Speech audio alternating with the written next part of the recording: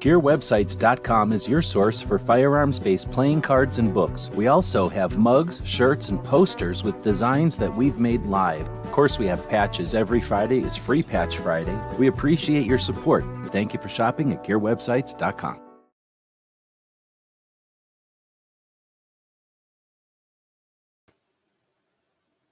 And good afternoon, everybody. Who's joining us for our look at Instagram?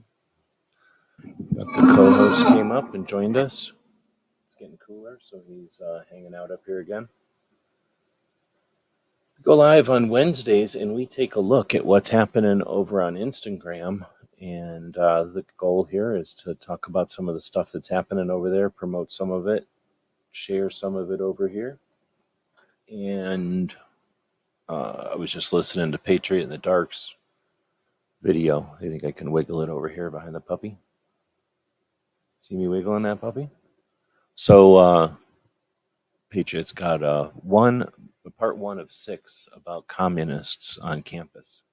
So I've been listening to that, and I lost track of time here. So I am pulling stuff up onto the screen as we speak. So we go live on Wednesdays. We bring Instagram over here to YouTube, and we focus on what is going on with the Second Amendment over on Instagram. So if I can get it all going here, we'll eventually be rolling. We do this live instead of preparing this stuff off air and presenting it because well, this is more real, this is more fun, and we get the feedback from the audience, from people that are joining us. This is live, so you're not watching TV, you're not listening to the radio or reading a magazine, you're on the internet, so you've got the ability to wiggle fingers and be part of this whole thing. And the screen, what we're doing is digging into my Instagram account and then into my saved stuff, the stuff that I've linked to from other people throughout the week. And I'm pretty sure we ended on that duck. We'll end on this little duck coming up, feeding a little baby duck on the back of the mom. Little duck comes out, and then they start. I guess these are loons, but we're going to call them ducks. So that was the end of last week. Now we've got going on, we're talking about the Jacksonville sheriff. I think what I really liked is at the end of this, we'll play it, and at the end of this, what we've got, Coleon's perspective on it, I think was pretty sweet. Well, we have to stop people that have bad intentions. Guns are, the story is always about guns. People are bad. This guy's a bad guy. If I could take my gun off right now and lay it on this counter, nothing will happen. It'll sit there. But as soon as a wicked person grabs a hold of that handgun and starts shooting people with it, there's the problem. The problem is the individual. Now, guns are a tool that people use to do horrible things. But it's the individuals that wield these things. So we are working hard to try to stop that. But in this situation, in this case, there was nothing illegal about him owning the firearm. So that's always good, right? When we get that point of view, especially from somebody like, what was he, some kind of police sheriff? Well, he's a sheriff, that's why. We don't get that from police chiefs very often, but it's good to get that from an authority, right? But I think this is even better, and I kind of wish he would have led with this, but I think I can understand why he had to put it at the end. Everybody uses the same type of gun to save a bunch of people's lives. You don't attribute the same ability to the gun. You don't treat it like a human. You treat it like a gun. You say, oh, that person saved all of those lives. And you just conveniently forget to mention the firearm. So then standing here on the other side of this podium, he assessed these guns people. He didn't know what he did. So that's the point, is that, they selectively accuse the gun owner when, it suits them, and then stand behind ignoring the gun when it was the reason for the stuff, that they take for granted. What do we got here? Volunteerism in Action is an account I follow, and as you can imagine, it's all about volunteering and the idea of people helping each other without a need of a state or a big giant organization. So this says socialism or a handful of highly subsidized corporations controlling the market, and it's the meme where Pam is saying they're the same thing. socialist subsidized corporations through government policies to control the market. This is a blueprint for every failing economy. I'm not a doom and gloomer, but it is an interesting perspective to think of the giant corporations that are often multinational, so they can jump to this country, to the nation that they want to, depending on what they're being accused of, or move their money around and threaten to move their money around. And that can be a whole nother level of I guess, manipulation of what's going on. So, nothing too political, just an interesting perspective. Try to move the camera here, watch the puppy as he gets disgusted. We got off topic of guns, so he got disgusted.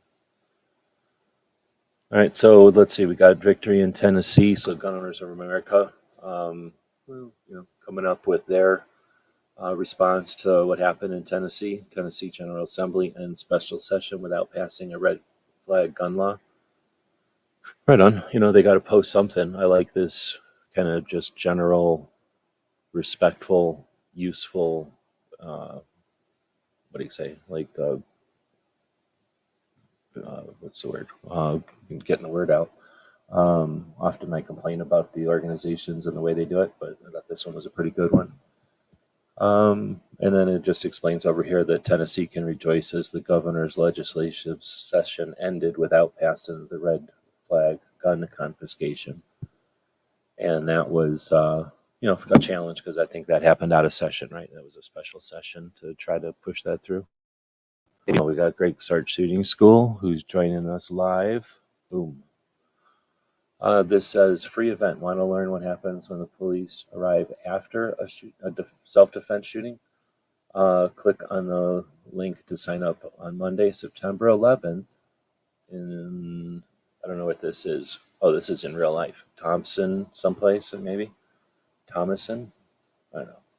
7 p.m. And then US Concealed Carry has a link on their site to maybe register for it. So it's pretty cool. And I think that aspect is often overlooked when people want to look at the fun stuff like shooting and think of the cool stuff like carrying. And then sometimes think of the stuff like the laws and when and why and how.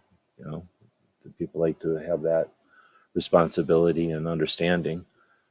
And then once they feel comfortable in everything, they kind of stop, at least my experience. So when instructors and curriculums include what happens after a lethal force incident, then that's great, because first you just need to know what you don't know, right? So people that aren't even thinking about it and go to poor instructors or lacking instructors, beginner, novice instructors that are just there for the flash and sizzle, they'll overlook all of this stuff. And some of the most incredible experiences I've had in training experiences were that kind of stuff, where they blew my mind with taking it to the court. I've gone through court in some. So, and anyway, so that was years ago, and this is now, and I rarely see this, if ever. And good, and there's cop cars. It's always good to see cop cars, especially Chevy cop cars. Ford cop cars, excuse me. I knew for a long time I've been shadow banned. I thought, how can we counteract this? My point of view, it may not be perfect, but this is what I want to offer you, and I hope you follow through with this and help me. And we can all help each other, is that sharing content, any content that you like to share on your stories. I know you don't want to saturate your feed, that's fine, but share on your stories. And I use the hashtag BATFE, Beat Shadow Ban, because I think it's important to bring awareness of what are we doing. Social media, and this is just my speculation, this is my belief, this is what they're doing, not only when it comes to firearms, conservative views, they're being shadow banned. And what they are doing is basically trying to change our behavior through punishment. So they're punishing me and many of you for what we believe, for what we do. So Gabby's got a campaign going with Beat SB, like Beat Shadow Ban. the hashtag. So if you're interested in participating, spreading the word around, I recommend it. Here's the thing. This isn't going to solve shadow banning, right? This isn't, it's not like, I like to use shooting analogies. You don't buy a gun, buy the perfect ammo and the perfect sling for it, shoot one round and consider yourself an expert at that gun, right? Instead, you buy the gun knowing you're going to have to use it a lot before you become comfortable and proficient with it. And then you'll be able to use it for whatever the actual reason for it, maybe a competition or a hunt or whatever. So what Gabby is offering here as a competitor, as someone who understands that you need practice, and that one of the things we need practice in is working together. One of the things we need practice in is collaborating, right? So she's given us something to collaborate, something to work together on. We, as if we're going to consider social media platforms, if we're going to consider our ability to communicate with each other, regardless of the platforms, right? In and around the platforms, get the conversation and get the awareness out. We need to get practice at that. A lot of people encourage you to be an observer and encourage you to sit down, grab some popcorn, relax, smile, and pay up when you're done having a good time.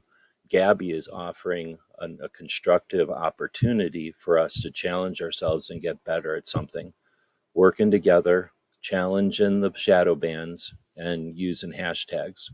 These happen occasionally, sporadically, like randomly, but we're not limited to viral when the platforms want us to dance or when they allow us to dance. We're allowed to do what we want. Gabby is offering us an opportunity. You can ignore this or you can champion this. It's up to you. You can do what you want. Go to the next one. So I've mostly put this in here. This one's copyright in me. But TriggerCon is coming up, and that's a thing that started in Washington. It almost died because they were essentially anti-2A. They went and put themselves in a facility so that people couldn't carry, and then they had an event at a time, 2015 or 17. Back Haas was still around, so probably 16 or 15. They had this event and they tried to play it up, and it was a great idea. They were doing it at the right time and maybe in the right location in Washington State, but they did it in a place where you couldn't carry. And then they doubled down and did it again the next year, either out of spite or ignorance. Then it just did what you'd expect. It just sat there. And then it happened. And then I think it went out for a few years, and I don't know if new people have it or what, but now it's coming back, and now it is essentially trying to be, or marketing itself as a media day at the range in Kansas, right? Kansas? Yeah. So, definitely rebranding and changing it up, giving content creators an opportunity to meet with brands and whatnot. It's giving content creators an opportunity to do their thing, and in more ways than one. So this is an interesting event to see it develop and to see it still be there and to be relevant and to break ground. We know quite a few people that are going, and it turns out that Milspec Monkey, who's the original, there's 3 people that started doing video at SHOT Show back in 2007 and 8. Milspec Monkey was one of them. Military Moron and why can't I think of the other one? Because the other guy was more of a thing. Anyway, these guys were the only people doing video at SHOT Show. They were the only people with access.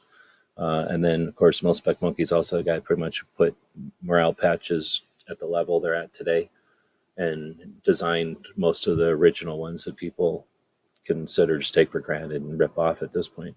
And then there's Ghost, and then some other guy. I don't know who that other guy is. But it's neat to see that Ghost and Military and Milspec Monkey are headlining TriggerCon. Pretty cool. They should have Gizzard up there as the other one, though. Yeah, Gabby is awesome. So I'm going to say hey to everybody that's out there. Brooke is out there saying Gabby's so great. Yeah, I think Gabby is awesome. And living it.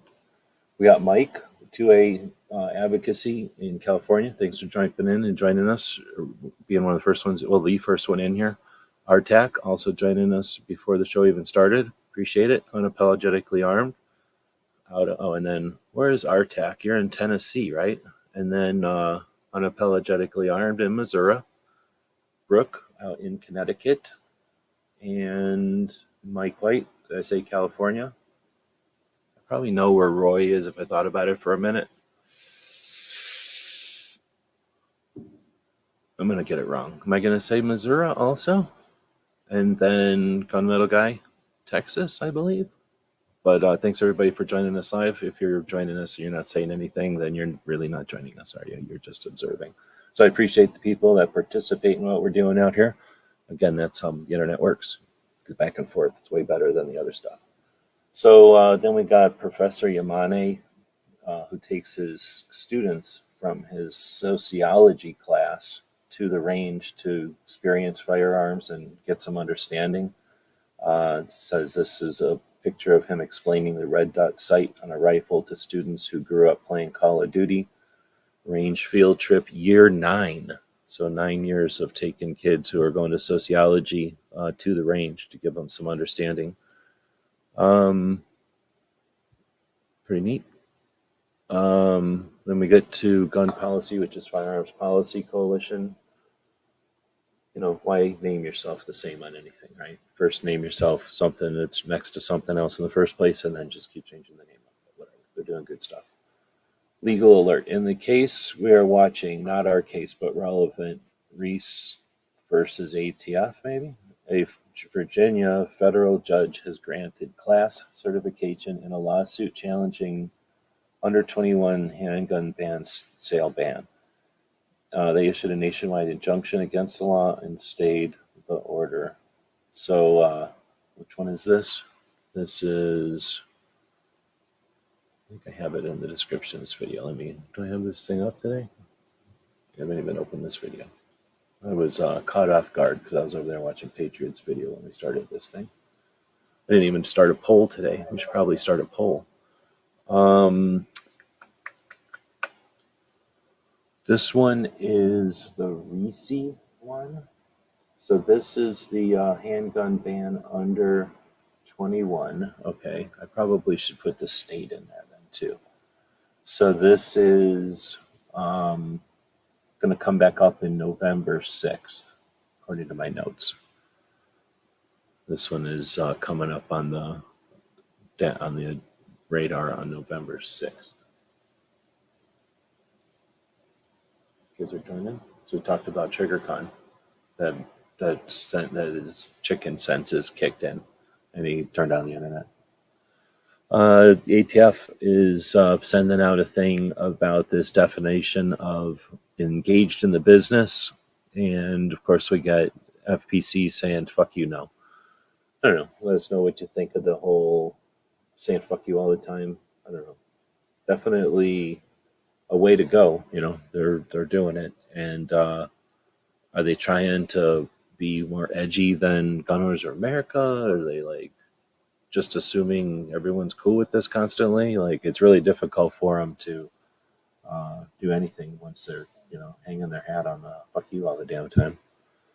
So yeah, it's going to be as effective as it can possibly be, I guess. But I guess they decided that it's important to fill that narrow gap of people that swear all the time at a national level.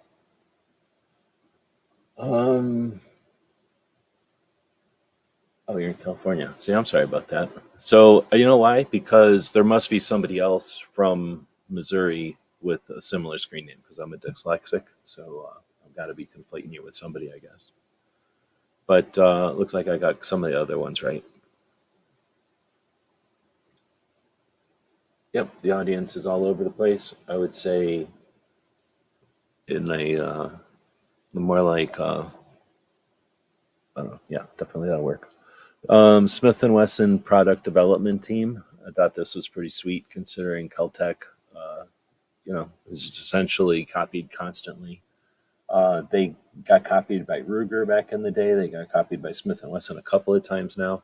I don't really pay attention to new guns, like, at all. You'd be surprised how little I pay attention to new guns. But I seen some gun, and I was assuming I was looking at a Keltec PMR 30, and it was a Smith and Wesson. So yeah, they constantly are horking off of them, which is funny because so many people don't like Keltec for whatever reason, and then not always the same people, but there's a whole group of people that dig Smith and Wesson so much. So anyway, I always think it's cool when a company can be, aware of the irony and then throw it out there to rub it in their face. Ruby Ridge, Idaho. It happened before Waco, and for many, it's an even bigger rallying cry. We're talking about a cabin made by Randy Weaver and his wife on a mountaintop. Randy Weaver was not a guy up there sawing the barrels off shotguns and selling them. He only committed this act after talking to an ATF informant. U.S. Marshals had been staking out her parents, who were vehemently anti-government, for months. They see some men dressed in fatigues with dark paint and very much like a strike team, and that possibly to silence this dog, which has found their location, one of the marshals shoots and kills the dog. When the dog uncovered the marshal's location, an agent shot it, and a gunfight ensued that killed 14-year-old Sam Weaver and a deputy U.S. Marshal named William Deegan. The very next day, a team of 10 FBI agents and the hostage rescue team surround the cabin. Sarah's mother, Vicky, took a fatal shot to the head as she held the family's 10-month-old baby in her arms. But outside the cabin, no one was aware Vicky was dead. The Weavers held out for a total of 11 days. After Vicky was shot, they believed they'd be killed if they stepped outside. The standoff ended only after Bo Greitz, a right-wing presidential candidate sympathetic to the Weavers' cause, negotiated a surrender. So they're up there about an hour, and he comes back, and he says, "Boy, you guys really screwed that one up." I said, "What do you mean?" He says, "Randy's been shot, Harris has been shot, and Vicky's dead." So we just couldn't believe it. Later investigations revealed that law enforcement had made a series of errors. So you see this guy? We'll talk about this guy in a second. Authorities on the ground communicated poorly with agents arriving from afar. How did the government end up treating them like a group of armed terrorists? So a lot of people, this is controversial because of so many reasons, but a lot of people rally behind this, rah, rah, rah. A lot of people will, they remember the thing. A lot of people will say that if you do any of that, then you're bad, right? And then there's the idea that people that have complete trust in the bureaucracy can study this. So that guy that I paused it there and was talking about, there's a recent interview for like 2.5, 3 hours, maybe 3.5 hours, almost 4 hours on the Team House last Friday. So we'll be talking about that on Friday on our weekly wrap-up show, because that was an epic conversation. And that guy was at Waco also. He's a writer and he wrote books about it. And, it happened and we got to be aware of it, but there's people that would ignore it and there's people that would embellish just the pieces they want. So anyway, the reason it's being brought up is because that was a siege that happened on the news in front of everybody, and it was had a tragic result, and this is the anniversary of it, of the ending of it. And these are the things that then created Oklahoma, right? So that's why people who would disregard it as, oh, you're saying, anybody that pays attention to this is a terrorist. Well, because of Oklahoma, they feel real justified in that position. So, are you paying attention to all this stuff? And then the people that would ignore all this stuff are the ones that are so blatant, or so vehemently interested in giving the government all firearms, all what do you call it, the monopoly on violence. Dog, why don't you just stay in one position all the time? feel like he's bored of this show. I feel like he's not a very good co-host.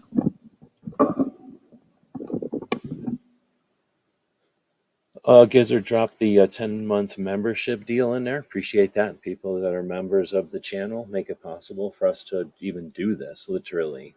That's what keeps us able to spend time on this, and not, I don't have to spend my time doing other things because of the Patreons, people that are channel members. Most people are essentially throwing a cup of coffee at us each month, $5. A couple of people are throwing lunch at us, $20. That accumulates, pays for all the servers, pays for all the software, and then gives me some time to do stuff like this and some of the other stuff we do on socials, keep the calendars up to date and that kind of thing. So definitely appreciate Gizzard flexing with the it's essentially a free super chat that they give you every once in a while as a channel member. So it's a great way for me to take a break and mention that. And if you'll notice down here, there's a scroll thing that's going. And in a minute, it'll say, our Patreons make it possible for us to spend time on projects like these. Thank you. Does that happen in real life? Because I know there might be a lag and that might be offered by a little bit. I wonder if that actually happens. Anyhow, we'll move on to our friend Tony. Hey, it's Tony Simon. I'm going to take about 30 seconds to tell you about tonight's event. It's awesome. You should have been there. It's at Recall Range, 6 p.m. to 9 p.m. You go to diversityshoot.com. You can click the link, go to Eventbrite, and buy your ticket. Or you can go to eventbrite.com and purchase a ticket yourself. It's $20. We're going to have pizza. We're going to have drinks. Well, soda. We're going to shoot guns, and we're going to have fun. We're also going to introduce you to Second Amendment organizations. So go to eventbrite.com and buy your ticket today. Hey, it's Tony Simon. I'm going to take about 30 seconds to tell you about tonight's event. Oh, okay. I'll quit doing that then. It seems clever when I'm doing it here live, but I didn't really think about the lag. Well, I think it's extremely dangerous and negligent, to be honest with you, because when you take away the parents' ability to educate their kids about something that's really, really important, like firearm safety, and our kids are going to get information from, it could be social media, it could be TikTok, it could be stuff like YouTube, or it could be, violent video games, that's what's going to form their early opinions of firearms, and it's going to give them bad information. Ugh. So, I'm only saying because of the violent video game part, but this is Gun Owners Radio. So that's San Diego Gun Owners hosts a radio show every Sunday afternoon. They stream the live broadcast of the show. They had Matt or Derek on from KidSafe up in Oregon, and he's talking about, I'm assuming, the concept of when you take away education from schools, firearms awareness and safety education in the guise of public safety somehow, that the consequences are ignorance and recklessness and bad consequences. When he says violent video games, that's where I would say that the video games could easily add barriers, boundaries, functionality that requires safe gun handling, right? That doesn't, I don't care how violent a video game is, but since the video game is completely, every parameter of that environment is controlled, it could shoot less accurately if you handle the gun with improper safety. And something as simple as an extra keyboard control for going to a safe handling position and putting the gun into a safe position, and given those attributes better statistics in the game, or whatever the words are, it seems like a compromise and something that you could approach the industry with, and that would make the games potentially more challenging and more realistic, because it's pretty fake to be able to run around without any kind of awareness of gun safety, taking all that for granted, and then assume that you're so good. If these are supposed to be simulators, they're not, and if they're supposed to be realistic, they're not. They're games. So I wouldn't call them violent. That just gets people to challenge and defend, right? How about you call them out on being what they are, weak and lacking? They're not good games. So if they wanted to make their games actual realistic, or more difficult, then create challenges, create those things. I'll repeat myself. Create that gun handling as part of the game, a characteristic in the game. If you're a bad coder, if you can't do it, you're a bad coder. And if you're unwilling, you don't want your game to be better.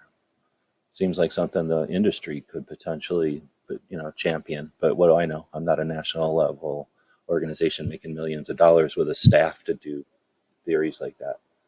But otherwise, Derek is an individual who's teaching kids gun familiarization and safety through BB guns. He has like an inflatable BB gun thing that he sets up at like Cabela's, I think.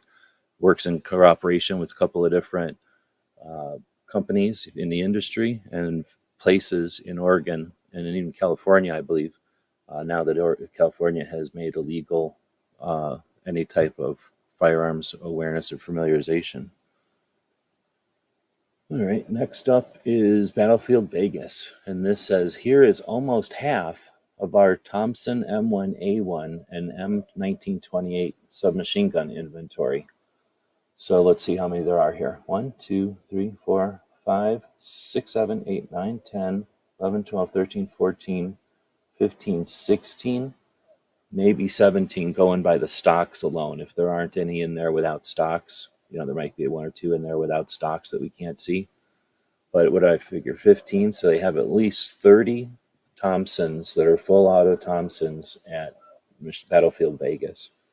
So again, let's not take anything for granted here. First, they had to acquire 30 of these Thompsons. So did they get them as kits? Probably, because I know an importer. I probably do have pictures somewhere of Don's inventory, but potentially a lot of this is from Don's inventory, an importer I knew here in Tucson that had hundreds and hundreds and hundreds of Thompson kits, and I'm sure there was other people like Don. So people would buy these kits and either just put them into wall hangers on the wall, or SOTs would buy them. People, FFLs with a special operations tax who had the inclination would buy a kit and turn it into a post sample, a sample gun to show law enforcement an old Thompson. They could make them into full auto. Those would be doomed because of the Hughes Amendment in the 1968 or in the 1986 Firearms Owners Protection Act. Those would be doomed to only live with other SOTs. They could transfer them to another SOT and FFL, but they couldn't ever transfer them. So it's possible some of these came from those origins, and then every once in a while somebody would buy a kit and turn it into a semi-auto SBR. The problem with a Thompson kit is you can make it semi-auto by rebuilding it with semi-auto parts, let's say, but you're going to have a very short barrel, so it would have to be an SBR, or you'd have to make it so that the stock couldn't attach anymore and make it a pistol. So that might be a poll. Let's do that for a poll. Which would be your preferred? Assuming you have the interest in a Thompson, either the M1A1 or the 1928. Special bonus points if you know the difference between them besides the date. But we'll start a poll here. Which Tommy gun would you rather have?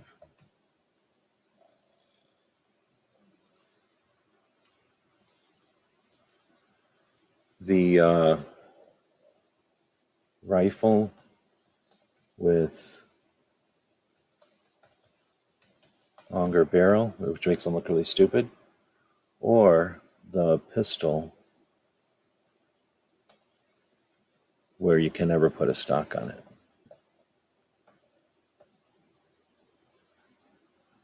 Or SBR the thing to a semi-auto. Or sell the kit for a profit, and then you'll become an FFL. So boom, now you got a poll out there. I've talked to YouTube earlier today, and they said it's free. If you use the poll in the next 30 minutes, it's absolutely free. If you use the poll after 30 minutes, it's also free. So anyway, this is 15, 16, 17, maybe 20 at the most, but probably like 16 or 17 Thompsons. Now these are all full auto, wherever their origins are from. These are full auto Thompsons. These are setting in a massive vault. I've got a video of going through that vault back in 2014 when I did a tour of all the different machine gun places back then when they were kind of all starting up. And so there's 30 of these Thompsons. The reason they need 30 of them isn't because groups of 30 people come in and all want to shoot a Thompson at the same time, although that probably does happen. But if they, and that means you could probably go in there and have 30 people all grab a Thompson with an empty magazine and make a pose for some kind of amazing Thompson picture. But yeah, you could just do that by next time you go to Vegas if you wanted. But the reason they have 30 is because these things break all the time. They're 1918 tech, something like that. 1911 tech, something like that. So they break every once in a while. They got kind of a weird mechanism. They're an odd machine for sure. And although they're rugged, these get more use than any other gun ever. Think about a typical Thompson that might be used for training. And let's say even during World War II, you're going to have 100 people come through, a platoon come through.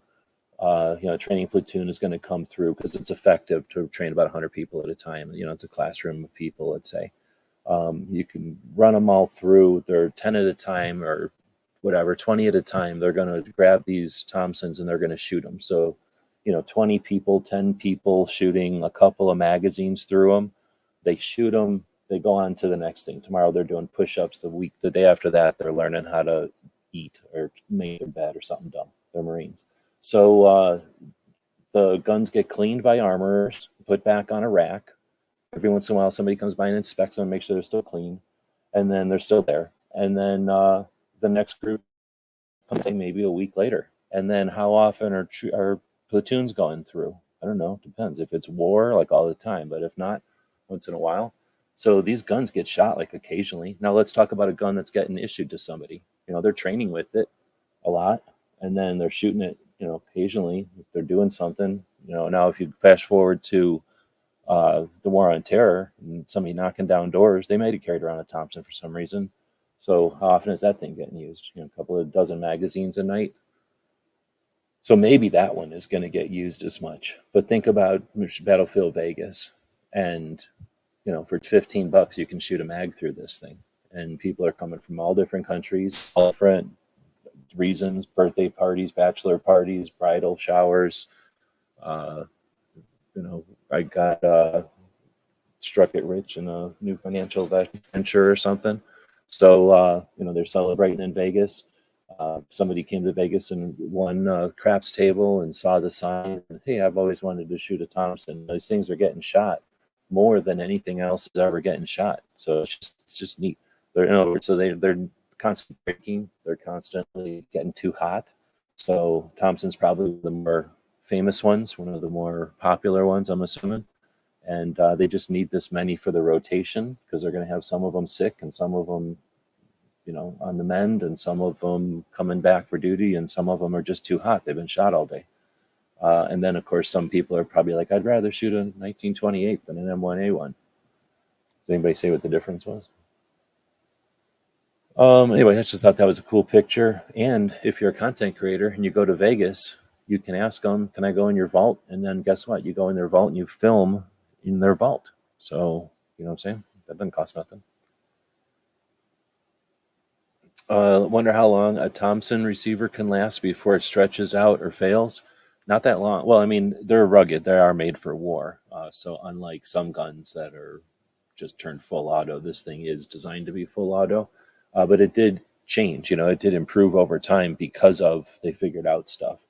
But they're definitely not under any kind of horrible conditions other than probably being dirty and maybe hot. They're not getting dirt on them, and they're not getting water in them and anything like that. Here, they're not rusting out or anything, and they do have armorers that are constantly paying attention to them. But we talked with Circle 10 not Circle 10. M13 is a gunsmith in Vegas that we had on as an interview, I don't know, probably a year ago. And I don't know if I asked him specifically about the Thompsons, but I think I asked him about a couple of others because there is lifespan. All these guns have a lifespan. And what happens is when they fail, they'll re-weld them. They'll take them apart. They'll weld all the holes up. They'll do whatever needs to be done. And then re-drill all the holes, re-harden it, and get them back in working order. Because of the way the ATF and the NFA works, they have to keep the receivers alive as long as possible, or keep the receivers alive, period, I guess. I'm going to take a second and see if, yep, rapid fire radio is going live over here. Oh man, we only got about 13 minutes. They're rushing me. So I'm going to go over here and add. Oh yeah, look, let's see. Is Brooke still watching? Is Brooke still out there? Look, Brooke, here's what I'm trying to do right now. So here's this video, right? Hold on. Here is Cape Gunworks, and I can go to Cape Gunworks and get their link, right? So now I can go back to this video, and I'm looking at the inside of this video. I went to edit this video, and now I'm going to go to customization. And when I go to customization, I can have this thing redirect to somebody else's video. And if I go up here and post Toby's, it'll connect, right? But if I go over here and try to get a Great Start Shooting School and go to your lives and try to get something that's coming up, right? And grab your link, and then try to grab your link in here. See what happens? And that's that message I always show you. This is what you got to change somewhere. And here's where you change it. You go into your channel, and then somewhere down in this side, there's going to be settings. And then in settings or somewhere that'll say permissions, maybe, or community, maybe. Yeah, community. So under settings on the left, and then community, channels can direct to me. Channels I subscribe to can redirect to my content. And then you don't have to do this. You can put in just a few channels if you want. But essentially, by default, they don't want people to, I guess they don't want weirdos linking to people who don't want them linked to it or whatever. So they have that turned off. But, oh dang, did I save it? Now I have to go do all that again. I'll do that off here. But essentially, that's what I try to do, is link to somebody else's video after this one. Because, you know, we've got dozens and dozens and dozens of viewers that show up here.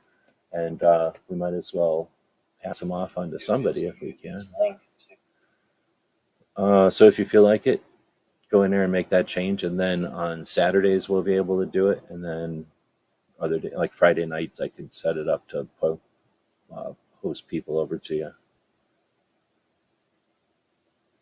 Oh man, I messed up. So let me quickly put, oh, I gotta go grab Toby's link again. So we'll have a quick commercial here so that you don't have to listen to me blab while I'm doing this. GearWebsites.com is your source for firearms-based playing cards and books. We also have mugs, shirts, and posters with designs that we've made live. Of course, we have patches. Every Friday is Free Patch Friday. We appreciate your support. Thank you for shopping at GearWebsites.com. All right, I should have put on a longer commercial. So now I'm putting Toby's link in, clicking on Toby's, click and save. And now what'll happen is when this video ends, it'll push you all over to Toby's video, which is a good time for me to mention that a really good show is Rapid Fire Radio that happens every Wednesday after this show. We do this as an opening act for that show. And it's it's a gun shop out of Massachusetts, and Toby, one of the owners, does this radio show. They simulcast it over onto the YouTubes here and onto Twitch and Rumble and other places, I think. But they pay attention to the chats. They answer the questions because they're behind the enemy lines. They're dealing with all kinds of issues like 4420. But they're capable, or Toby's capable of, talking about 2A stuff. He's also been around guns for a long time. He owns the gun shop, so talks about guns real comfortably as well. And, kind of jumps between being an instructor, gun shop owner, somebody who enjoys training and going to classes and stuff, and hosting instructors, and then hunting and going to industry events and being part of the community in lots of different ways. So it's a great channel and a great show to support. So that'll start in about 8 minutes, but I think we got a couple of more minutes to jump around a little bit here. Gabriel is saying, did you see the armory of Thompsons they found in Ukraine? No, not that specifically, but I understand that Ukraine is one of the places for climate or for strategic positioning that Soviets placed a lot of their archive munitions. So I wouldn't be surprised if how many we find out about, is going to be a question, but I wouldn't be surprised if there's a whole ton of stuff. If you think about the movie Lord of War, there's a reason that guy comes from Ukraine and all his guns were coming from Ukraine. There's She Fires out there. Welcome. Hosting the Sunday live shows. Eventually I'll be able to get to one of those live. Okay, so then we'll keep digging through and hopefully we'll get to the end of these before Cape Gunworks starts up here. But anyway, Battlefield Vegas, very cool place. They are one of many full auto places. When you go to Vegas, don't forget them as a resource. As a person who's just interested in guns, you can pull triggers on a lot of stuff. If you have any kind of content that you're creating, let them know. They are competing with other people in Las Vegas for international coverage. They appreciate coverage. So let them know, and you'll be surprised how generous they can be. So, you can definitely get content when you go to these places. All right, so now we got Walk Talk America. Hi, I'm a gun-owning therapist, and I'm working to bridge the gap between firearms ownership and mental health care so that we can cross the chasm that we've imposed upon ourselves. At Walk the Talk America, our mission is to prevent firearm suicide, but we really want to get upstream from that and keep a lot of the despondency from happening in the first place by getting care. What does care look like? Well, coming into counseling is certainly one angle. We believe that firearms owners are largely afraid to come into counseling because they don't want their rights restricted. So in order to combat some of these policies that have that adverse effect, like red flag laws, we need data. We lack data. So what Walk the Talk America has done is we put together a survey. We're going to send that survey out to gun owners. You can access it by clicking the link below, or if you're on TikTok or Instagram, go to our bio and click on that link. Together we can compile some decent data, oppose a lot of these policies, and get care to people who need it the most. Thank you. A lot of good stuff in there, but I'm a gun-owning therapist. Presented by Jake. So first off, what the hell is with this shirt, dude? Get a solid color shirt or move your dang transcription, because that's too much going on. Nobody can read any of that. But he has a lot of good stuff there. He's trying to get you to work on that poll. So if you want to do that, participate in that, go for it. Spread the word if you're inclined. But I like the whole approach to explaining Walk the Talk America. I'm also going to encourage people to take some of the stuff that he's included in this quick description of their plan and use those as descriptors when you're promoting their project, because too often, one, suicides are left out of the equation completely, but the other side, because of that ignorance and unawareness, not ignorance because people are stupid, but ignorance because people could give a shit about stuff that doesn't affect them. So there's suicides of certain people aren't bothering them. They're not obligated to know about them. The antis use that fact to manipulate. So what Jake is offering here is, with Walk Talk America, is an alternative to that. A challenge to the notion, right, that we aren't doing anything. So these are the things to champion. Of course, the poll is the specific thing right here, but it's an opportunity again to talk about Walk Talk America and that concept of a challenge to they do nothing, and they would suggest we do nothing, when in actuality, we've got quite a bit going on, and their stuff is typically twisted towards getting it to be a healthcare issue so that they can put it on healthcare, make it a government thing, make it more reason to have healthcare as a government thing in their minds. but also to ignore the police and the societal. The societal stuff is the consequences of bad policy. The police stuff is, other than police chiefs who are appointed by the elected executive branch.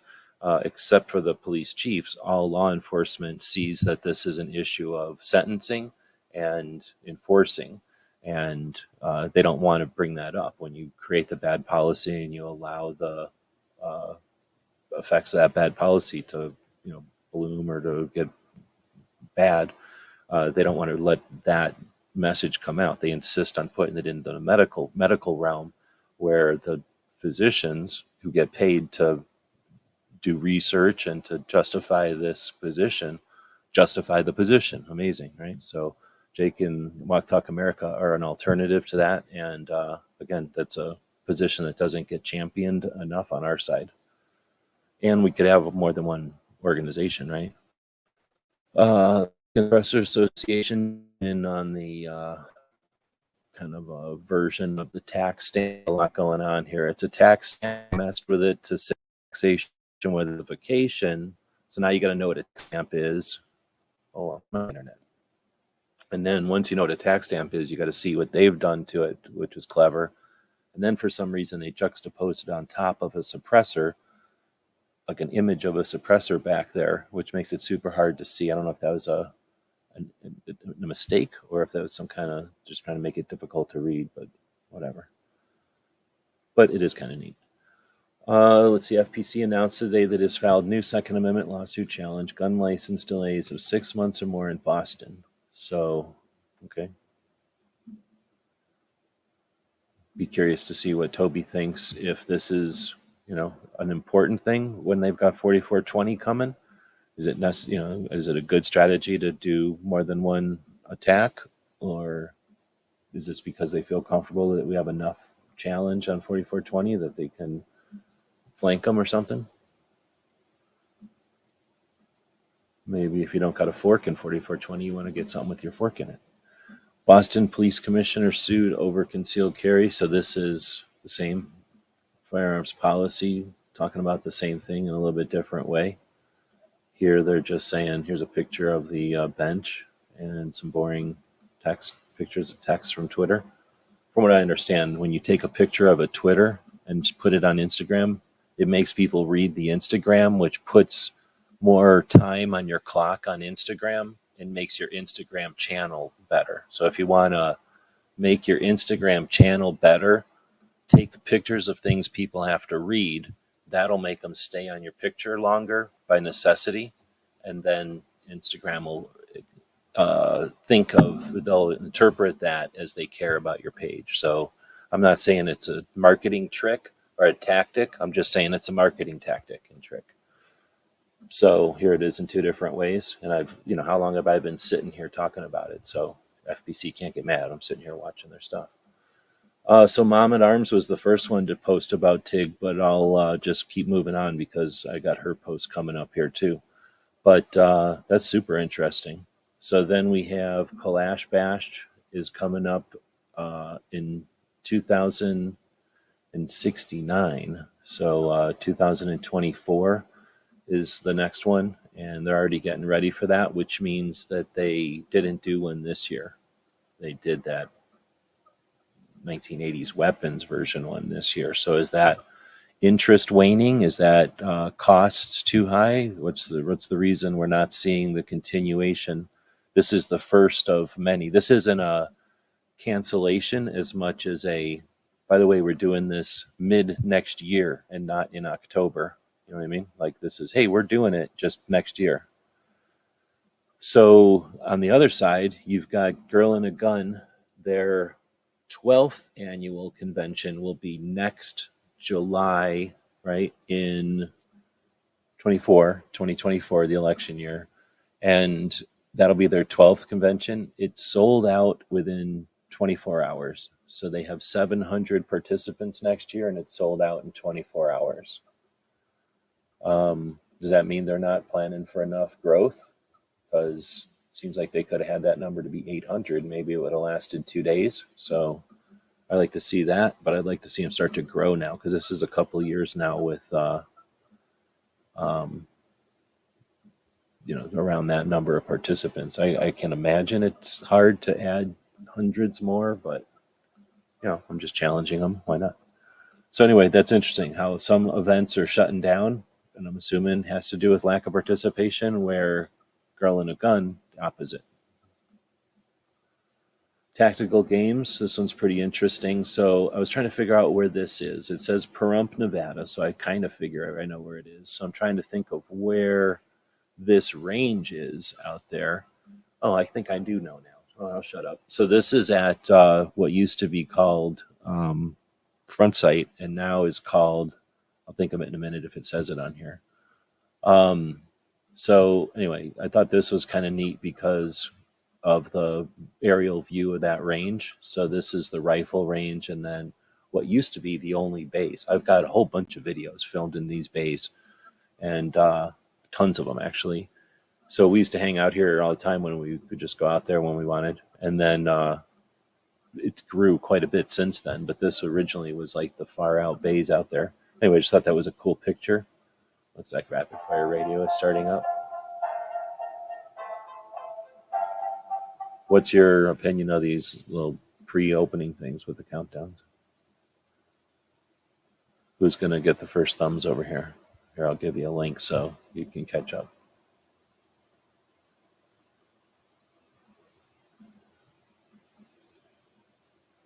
Oh, do we got audio today? Move your head over. Move your head over.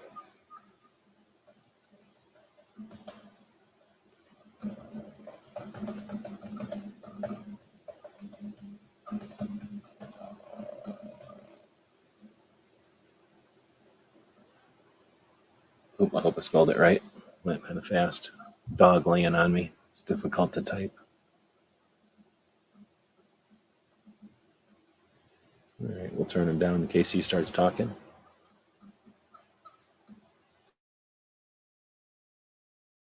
All right, so now I'll try to whip through here. Oh, no, he's not getting any audio, so it'll take him a minute to figure it out. So we got that picture from the tactical games, and the other reason I posted this is the tactical games are pretty hardcore, and look at all the different companies that are supporting them. And when people tell you about competition shooting and stagnation and blah, blah, blah, are they paying attention to things like the tactical games and its popularity in a time when other things are sitting around? And who's going to be, all these new gun owners, what are they going to go to? Are they going to start collecting? I hope they do. But are they going to, go to, I don't know, SAS? Maybe. Some people dig cowboy shooting. Is there going to be something else? Like, how come there isn't 1930s? Like, if there's single action shooters for cowboy dress up, how come there isn't 1930s, like gangster era stuff with Tommy guns and old single, the old single action metal single stack guns? But I'm sure there's something out there, but no national level participation. So anyway, it's neat to see people bringing that in. So next we got Rebecca. It says Feinstein, Pelosi, McConnell, Biden. It's almost as if those who we are told are running the country are not healthy or mentally competent enough to run a vacuum cleaner, let alone a country, which leads us to the question, if they aren't running things, who is? Interesting that Rebecca's saying that. And then it says, if you know, you know. We've reached the point that past any of this being theory. So it's interesting because isn't she not in Congress right now? But that's the problem with term limits. When people yell about term limits, you got to worry about who's behind the scenes, who's not being elected. Gizzard, who may or may not be out there right now. I believe he is out there at one time, giving us the super chat earlier, the member super chat. Thanks for that. Posting on Every Second Matters on the 2nd of each month.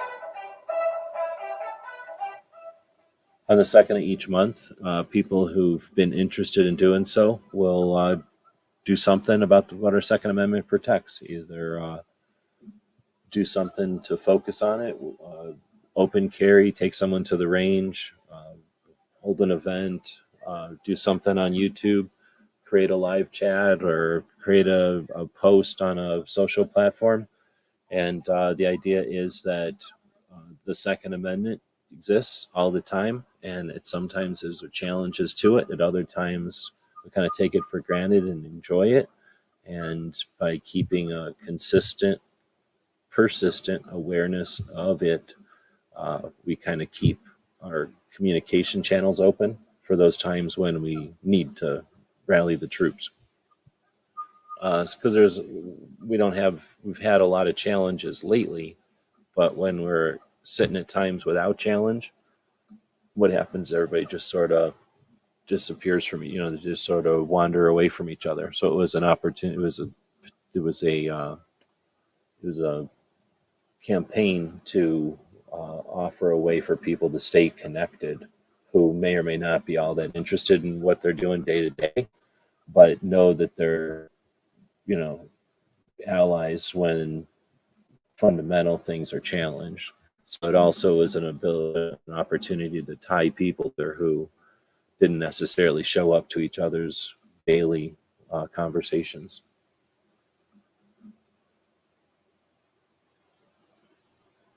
Gizzard is listening and working, he says. It's not Labor Day, so you're allowed to work again. And I don't know how many more we got in here. Pets for Vets doing a thing about National VJ Day, the surrender of Japan on September 2nd, 1945. I used to commemorate those in the calendar, but then I quit doing most of the war stuff. I don't know, it just got full. We had enough gun stuff. Give me some feedback if I should put those kind of things, like the ends of wars, essentially, sometimes the beginnings of wars. The Appleseed Project is an awareness and practice organization. It says, good evening and welcome to the September 2023 edition of the Liberty Poll. Each month, Project Appleseed brings you tips, history, and event spotlights, merchandise, and more. This month's issue explores equipment tips from Old Dog, the Battle of Yorktown, event highlights from something, and more. Read about it, and they give you a link. Remember, you can have the Liberty Poll delivered to your inbox every month by subscribing.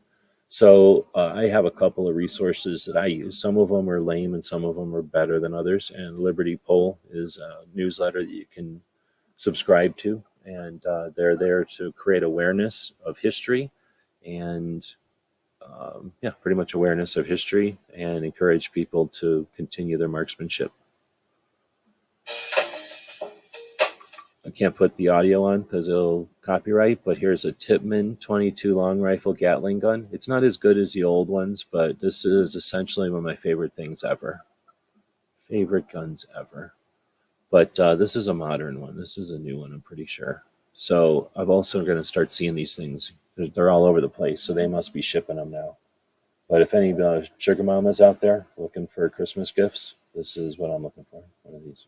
I need a couple of them, but one at a time is fine. This is Mike doing his Every Second Matters post with his fancy boot grips. And Bark at the Moon patch.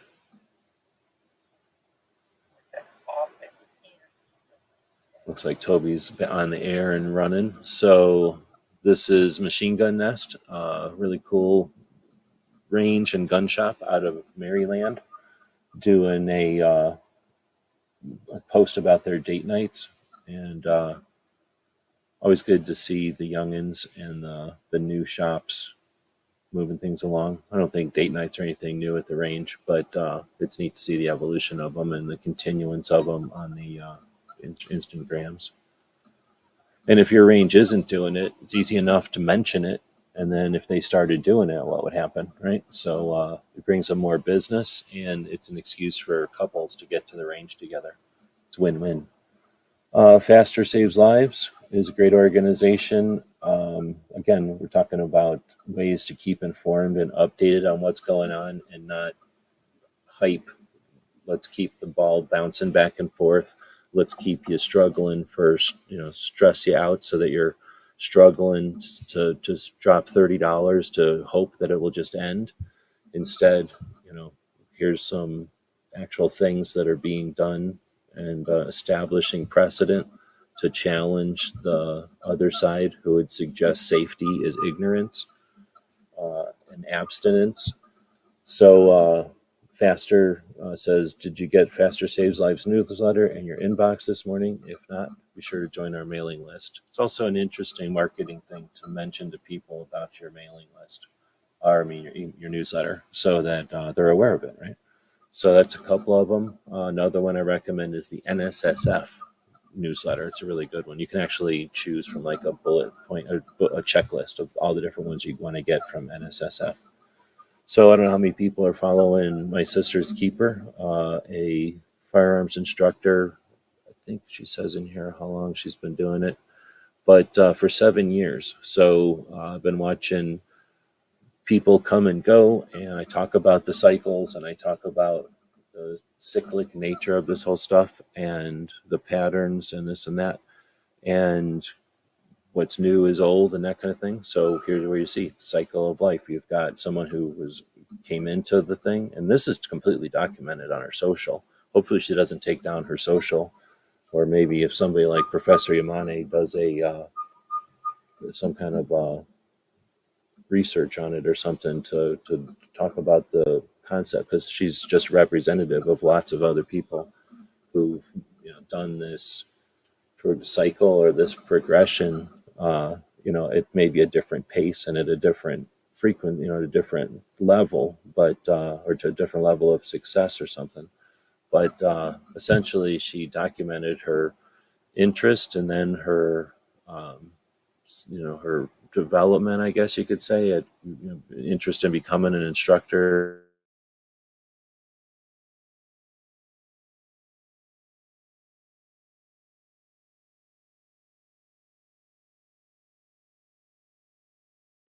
Well, at least I don't pay attention to her talking about, or I don't recall anything her talking about long-term goals with it. I just assumed, I suppose, that it would be something that most people take on as a way of life type of thing, especially when they get to the level of instructor and whatnot. And some of the other projects that she's done to share instructing with other people outside of her actual realm, like outside of her physical location there.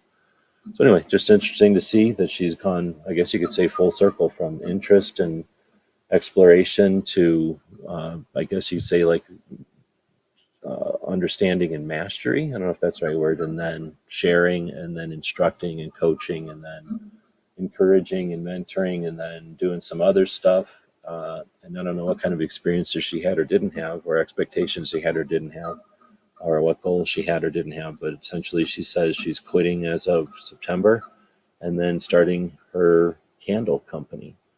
So completely, 180. And I don't know, when you've been around long enough to see enough of these things happen, when people say they're leaving, that's a whole different thing than when people just never show up again. So interesting.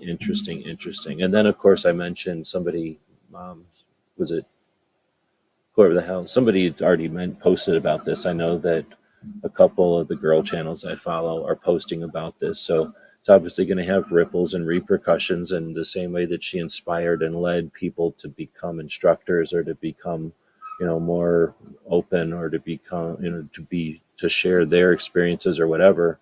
How many will take the example and say, oh yeah, we're allowed to duck out, right on, tapping out. And then what'll happen, because usually these things have consequences. So I'm not dooming anything. I'm just saying what's be interesting to see. And it's a fairly prominent example of the cycles I talk about all the time. Defense Data saying, so if they hosted a date night at the range that specialized in automatic guns, would that be a speed dating? That's excellent. Let's see. Also, Defense Dad says Appleseed is a great program. Our range in whatever the host here's in Nebraska. So I guess you're saying that they host stuff there in Nebraska. All right. So this is How I Carry, and she's doing, I guess, a parody of the frustration that people have with their perceived ability to use firearms on the internet and on social platforms. Then we got Jenny posting a thing about coaching, just a great infographic. We'll just whip through some of these. Tony, he's always doing stuff. He's shooting gun real fast. Dragon Man has his 31st annual machine gun shoot coming. This is an example of the 400,000 rounds that they'll shoot at that machine gun shoot. Recreationally, a bunch of people in Colorado Springs over 2 days will shoot 400,000 rounds of ammunition recreationally on a guy's private property because it's the end of the year. And they'll have an opportunity to fiddle with all kinds of cool stuff, just like at the industry day at the range at SHOT Show. The scale of our industry and the freedoms that we have, the opportunities that we have, nothing lasts forever. There's great times, there's bad times, there's awesome times, there's whatever. That's 400,000 rounds. Well, that's probably a portion of 400,000 rounds of ammo. It's a little different when your uncle gives you 400,000 rounds of ammo. There's consequences to that. You're usually going somewhere and you got to start dodging some other ones coming back towards you. And when they give you, and your uncle gives you 400,000 rounds of ammo, it's all one flavor. Look at how many different boxes there are there, how much that represents, how many guns that represents. Think about, we know our friend Guy 45 went out there and loaded mags one year for a day, him and his kid. And think about how many thumbs that represents, all the thumb muscles there. So anybody who knows what I'm talking about there knows what I'm talking about there.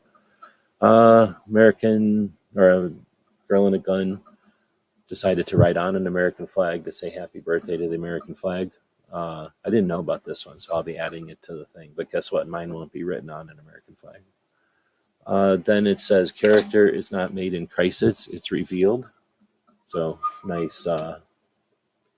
what's the word? What is that saying? I guess nice perspective on it. I gotta hurry up because I'm corking Toby pretty hard here. So one of the things I'd looked at earlier was that tactical games at Front Sight. One of the things that people don't know about Front Sight is almost the entire underneath of Front Sight has these tunnels. And there's a couple of courses you could take at Front Sight if you were at the advanced level that let you get down into these tunnels and do some different kind of work down there. But essentially, they were designed for, let's just say, units and organizations that might need to train in this type of an environment. And this just gave them an opportunity to do it. So when I went up there, I can't remember the first time, in like 2006 probably, was the first time we started going to Front Sight. They took us down and were showing us all this stuff. So yeah, I've been playing around in them tunnels for a long, long time. They're a lot of fun and they're cool. So they're underneath of everything. So even if the desert's super hot, it's just neat to run down there. And looks like the tactical games has you running around with all the lights off down there. So pretty cool. This is some leather. Is Ozzy still out there? Is Ozzy out there today? I think I see Ozzy.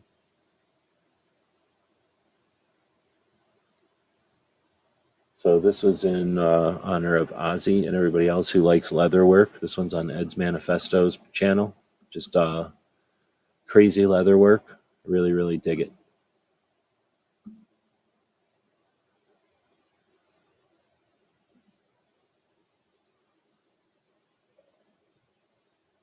Tim posting some stuff, his bunch of his Yankee stuff. I mean, that was ours, and I've got that one too, I guess. But I think I have one of these. I have one of these. I don't have all this other stuff, I don't think. Foss showing off his fancy $60 worth of hot hamburger and a big thing of fries. I'd eat that thing of fries. I'm just saying. I'd work into that fries.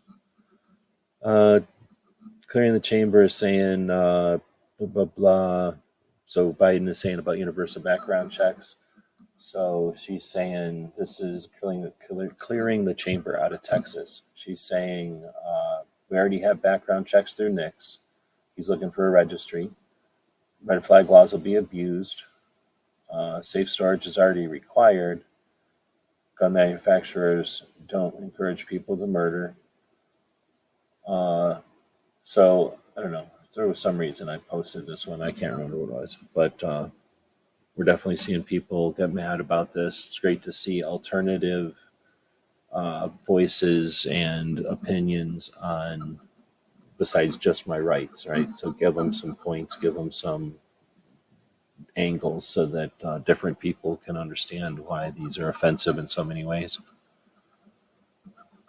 So the engaged in business thing is going out. Of course, gun policy's got to show up, got to show us right up somebody's nose, look at their eyeballs, and even in the mouth. So thanks, gun policy, for doing that. I'm going to uncheck that one. I don't like it when they're constantly doing that. I could live my whole life without seeing up that guy's nose. The Titan Missile Museums are 9 stories deep, and they held a 40 megaton intercontinental ballistic missile. So these things are pretty awesome, and this is what it looked like when they were building them. They built 18 of them here in Tucson, 18 of them in Kansas, and 18 of them in Arkansas. And all 54 of them were built in 3 years. That was their shout out to American labor. Essentially, they would dig a hole 9 stories deep and then build a building, which was made concrete made out of railroad ties as the rebar, to build the giant silo building, and then they would infill it and put the land back on top of it. So they would just dig this giant hole, build a building, and then fill in the hole again. That's how they would build the 9-story deep silo, and they did that 54 times in 3 years. Super cool. That's the beginning of the internet too, when they connected all those together. So this is a scene from Rambo: First Blood Part 2. One of the better movies. Well, one of the first good. Well, it was good. The first movie was good. This is always neat.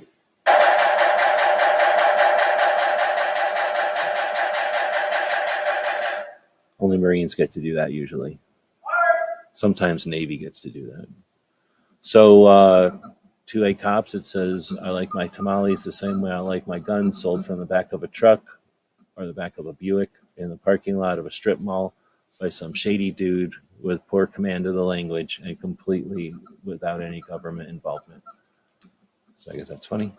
Then we've got Mike Pannone. We have about 5 choices. This is Mike Pannone, Delta Force, and some coach, I guess, from sports. In our life, we can be bad at what we do. I mean, we can be average at what we do. I mean, we can be good at what we do, which probably is God's expectation for whatever ability He gave us. Or we can be excellent, or we can be elite. And everybody has a choice as to what they want to do and how they want to do that. But if you're going to be excellent or elite, you got to do special things. You have to have special intensity. You have to have special focus. You have to have a special commitment and drive and passion to do things at a high level and a high standard all the time. And it doesn't matter what God-given ability that you have, that probably can make you good. But without the rest of it, I'm not sure you ever get excellent or elite. And that's the part that we're trying to get to. Now we have about 5 choices, in our life. So giving us some insight, first off, on the dog being bad. You can tell he's being bad because I'm corking into Cape Gun Works' show. So, but that's sort of the insight from Delta on focus and goals. Now we have Come and Talk It, talking to Tim Kennedy at their shop, I'm assuming, but always a good. It's always take a chance or an opportunity, I guess, to plug the Come and Talk It radio show out of Texas. We've been listening to that one for a long time now. They changed the format up a bit. It's more of a podcast now. Gun Prom is coming up. I need to put that on the calendar. Dang, actually, I put a bunch of calendar stuff out there, and I don't think I put Gun Prom on it. So I think there's more than one, though, so it's not your last opportunity. Speaking of the 19 or the 45 ACP and those Thompsons, this was a box of this is a box of ammo that is designed to be a riot cartridge for the 45 ACP. So it is, what is it? It's some kind of 120 pellets of number 8 birdshot crimped into a 45 ACP housing. And then it's a little bit, I guess, longer than a regular 45 ACP, but they could adapt it to be used in a Thompson. And this way, I guess the idea was you could full auto shoot less lethal rounds at prisoners or something. So, times were different in the 20s. But that's a box of ammo that was up for auction last night at Pot of Gold. Kind of missed out on that one because that was last night. I didn't see what it went for, though. They have a really hard time. That's Clearing the Chamber, doing an interview with Walk the Talk America. You can go watch that if you want. That's the National Cowboy Museum with a leather-wrapped guitar. Again, in case Ozzy was out there. I think I also hit DJ with this one, so I cover both DJ and Ozzy with a leather-wrapped guitar. I think I've hit more people or covered more people with this one than Gizzard has with his show, so I win this week. But Gizzard is welcome to step up to the challenge with his show on Friday.